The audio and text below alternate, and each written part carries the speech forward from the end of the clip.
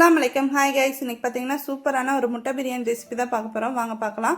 அகலமான பாத்திரத்தில் நல்லா தாராளமாகவே ஆயில் சேர்த்துக்கலாம். நல்லா ஒரு டேபிள் ஸ்பூன் நெய் சேர்த்துக்கலாம். நல்லா ஹீட் ஆனதுக்கப்புறம் 2 பெரிய வெங்காயத்தை இந்த மாதிரி ஸ்லைஸாக கட் பண்ணி சேர்த்துக்கலாம்.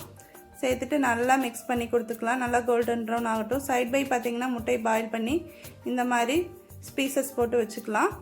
நெக்ஸ்ட்டு இந்த ஆனியனை பார்த்தீங்கன்னா வேறு பாத்திரத்தில் மாற்றிட்டு ஒரு 1/2 ஸ்பூன் மிளகாய்த்தூள், கொஞ்சமாக மஞ்சத்தூள், கொஞ்சமாக உப்பு ஆட் பண்ணிவிட்டு முட்டை இது கூட சேர்த்துட்டு நல்லா ஃப்ரை பண்ணி எடுத்துக்கலாம்.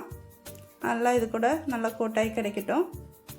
நெக்ஸ்ட்டு இதை வேறு பாத்திரத்தில் மாற்றிட்டு அதே ஆயிலில் பார்த்தீங்கன்னா ஸ்பைசஸ் எல்லாம் சேர்த்துக்கலாம். பிரியாணி ஸ்பைசஸ்ஸு சேர்த்துட்டு நல்லா பொரிஞ்சு கிடச்சோன்னா 4 பச்சை மிளகாய், நல்லா இன்னும் 2 பெரிய வெங்காயம் இது கூட ஆட் பண்ணிக்கலாம்.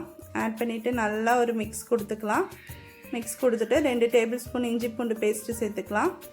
சேர்த்துட்டு நல்லா ஒரு மிக்ஸ் கொடுத்துக்கலாம். 3/4 ஸ்பூன் அளவுக்கு காஷ்மீர் மிளகாய்த்தூள், 1 ஸ்பூன் அளவுக்கு பட்டை ஏலக்காய் தூள் சேர்த்துக்கலாம். சேர்த்துட்டு நல்லா ஒரு மிக்ஸ் பண்ணி கொடுத்துக்கலாம். நல்லா ஒரு கைப்பிடி அளவுக்கு புதினா மல்லி ஆட் பண்ணிக்கலாம். ஆட் பண்ணிவிட்டு நல்லா ஒரு மிக்ஸ் கொடுத்துக்கலாம்.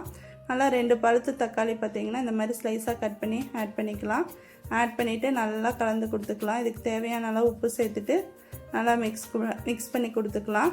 நல்லா ஜூஸியாகி கிடைக்கட்டும். இப்போ இந்த ஸ்டேஜில் பார்த்தீங்கன்னா நல்லா ஜூஸியாகி கிடச்சிருச்சு. ஒரு 1/2 பவுல் தயிர் ஆட் பண்ணிக்கலாம்.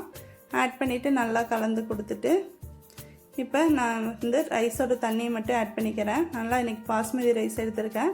அதோட தண்ணியை மட்டும் ஆட் பண்ணிவிட்டு நல்லா கலந்து கொடுத்துக்கலாம். நல்லா கொதி வரட்டும். நல்லா சூப்பராக கொதி வந்ததுக்கப்புறம் இப்போ இந்த ஸ்டேஜில் நம்ம ரைஸ் ஆட் பண்ணிக்கலாம். ஆட் பண்ணிவிட்டு நல்லா கலந்து கொடுத்துக்கலாம். நல்லா மிக்ஸ் பண்ணி கொடுத்துட்டு ஒரு 1/2 லெமன் பார்த்தீங்கன்னா இது கூட ஆட் பண்ணிக்கலாம். ஆட் பண்ணிவிட்டு நல்லா மிக்ஸ் பண்ணி கொடுத்துக்கலாம். இப்போ மூடி போட்டு க்ளோஸ் பண்ணி விட்டுடலாம். இப்போ அரிசியும் தண்ணியும் சம அளவில் இருக்குது. இந்த ஸ்டேஜில் 1 ஸ்பூன் நெய் சேர்த்துட்டு நல்லா கலந்து கொடுத்துட்டு இப்போ முட்டையை ஆட் பண்ணிக்கலாம். ஆட் பண்ணிவிட்டு இப்போ இதுக்கு மேலே ஃப்ரை பண்ண ஆனியனே இது கூட ஆட் பண்ணிக்கலாம். ஆட் பண்ணிவிட்டு மூடி போட்டு தம்மில் போட்டுடலாம். தம்மில் வச்சுட்டு ஒரு 10 மினிட்ஸ் வச்சாப்பே போதும். அப்புறம் 10 மினிட்ஸ் கழித்து ஓப்பன் பண்ணி பார்த்தீங்கன்னா சூப்பரான முட்டை பிரியாணி ரெசிபி ரெடி. கண்டிப்பாக ட்ரை பண்ணுங்கள். எப்படி இருக்குன்னு கமெண்ட் பண்ணுங்கள். தேங்க்யூ.